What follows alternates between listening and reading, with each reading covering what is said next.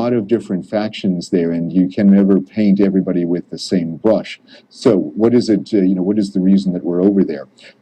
We are there, first of all, because every time that something like this happens, there is a risk of instability for the rest of the world. And you pointed out to, I think it was the second reason that you had as a possible reason for getting involved, and that was the oil piece. And the resources. That is a significant factor because the Middle Eastern region is, of course, as you well know, a huge producer of oil. And Iraq has a potential to be one of the largest producers of oil in the world. And they've ramped that oil production up in recent years. Now, with this unrest, of course, there's going to be a lessening of their ability to produce oil. And, countries like Saudi Arabia, the United Arab Emirates, and others are going to have to take up the slack in that production. In addition to oil, there's a lot of natural gas in the region, and countries like Qatar, for example, and Iran have a lot of natural gas in addition to their oil reserves. So it is, in essence, one of the energy storehouses of the world. And because of that, if it falls into hands that are basically antithetical to Western interests or even other interests, to include Chinese interests, all of the countries in the world would be affected by it, and you would see a major economic crisis unfolding. If China, for example, can't get its oil to run its industries, to make the products that it makes, that could cause a significant economic dislocation, and potentially even something like a depression could ensue if raw materials weren't allowed to flow freely to China, just because we get a lot of our products from the Chinese. So you have that on the one hand. On the other hand, you've got the European economies, and they're kind of caught in several different ways because they don't have, with the exception of North Sea oil, they don't have access to many energy resources of their own. So what do? They import them from the Middle East and from Russia. And of course, with the issues going on between Russia and Ukraine, that's coming to the fore as well. So it's in the world's interest to have a stable economic area. The other part of it, though, is there's a genuine humanitarian concern. Now, here's where the administration is going to have a problem. We have to answer the fundamental question, why are Iraqi lives potentially more important than Syrian lives? The president opted very clearly, after some hesitation, not to go into Syria. Now, of course, everybody knows that's a huge mess, but had the administration acted at the beginning of the Syrian civil war by doing a few things such as arming certain rebels, there is a potential that they could have stopped ISIS, or at least turned ISIS, with what became the Islamic State, into a different entity that would be more controllable and would not be sitting on top of the Mosul Dam right now, as an example. At least that's a possibility. Now, you can never rewrite history completely, and you don't know what other factors could have played in there, but there is an argument to be made for some degree of involvement without U.S. boots on the ground, but with a lot of diplomatic and military leverage that could have been brought to bear, and that wasn't done, or at least wasn't done publicly. So the consequence of that inaction is that there is a way in which it's almost like a vacuum in nature. Nature abhors a vacuum, as they tell you in your science books, but the same thing can be said for geopolitics.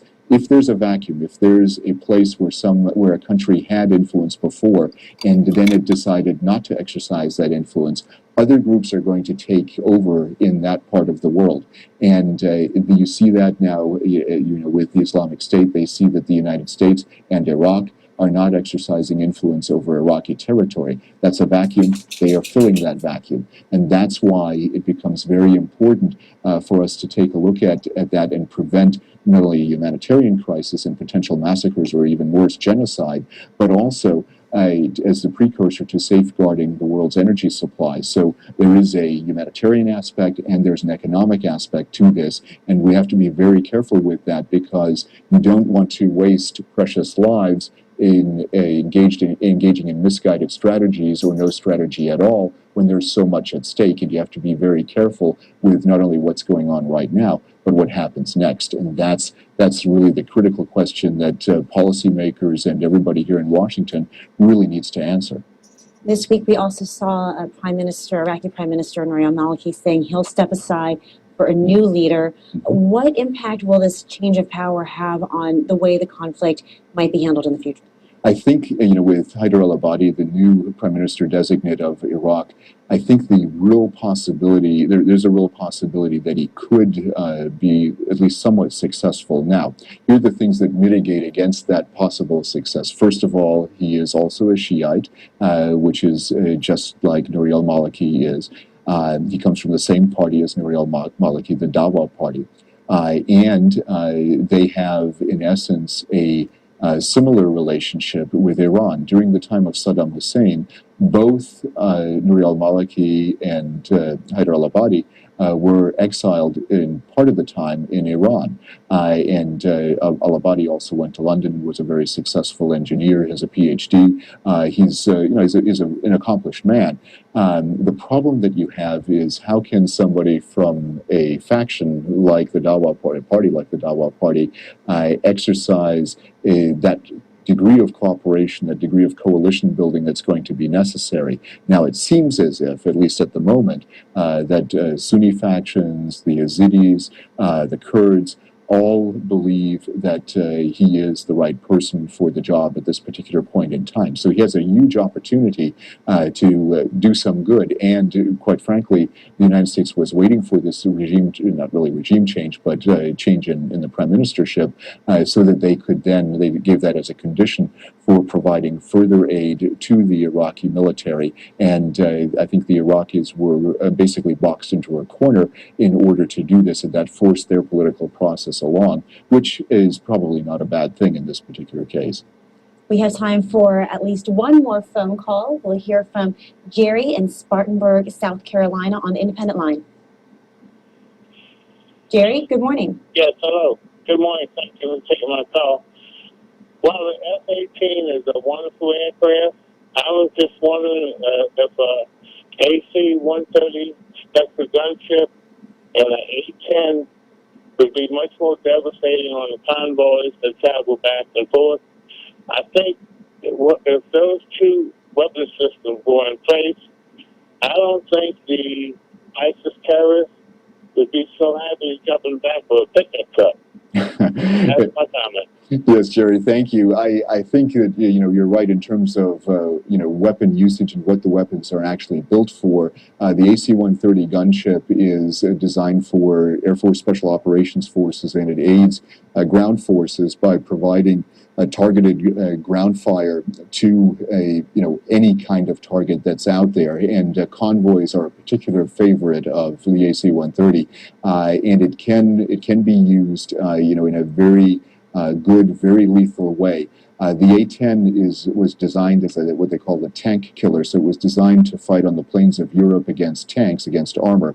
And of course, the Islamic State has stolen quite a few armored personnel carriers, tanks, and other motorized vehicles in order to further their advance.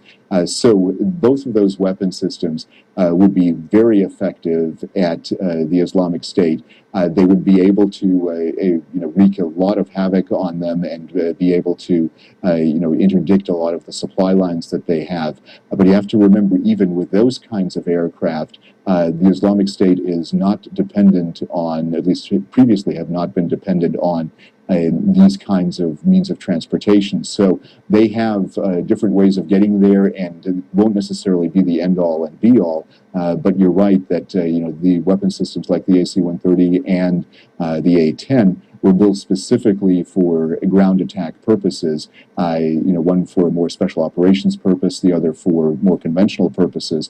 And the FA-18 is great at doing many things, but it was originally designed to work more in an air-to-air combat role and an air-to-ground combat role in a different way, and in a very mitigated way. The one difference between the time when the F-18 was first brought into service and what is possible nowadays is that precision-guided munitions have come about, and even very fast-moving jets, fighter jets like the F-A-18, when they use precision-guided munitions, have a significant effect on what is happening on the ground in terms of hitting targets with pinpoint accuracy. So they can do the job. It's just in many cases, a much more expensive platform to use as opposed to a gunship like an AC-130 or the A-10. So that's a significant difference from a tactical employment perspective. Colonel Cedric Leighton, retired U.S. Air Force Colonel, former Deputy Director at the NSA, and head of your own consultancy. Thank you so much for joining us this morning. Thank you so much for having me. It's been a pleasure. Okay. Up next, we'll get a preview of this fall's midterm elections with Larry Sabato. He's the director of the University of Virginia Center for Politics.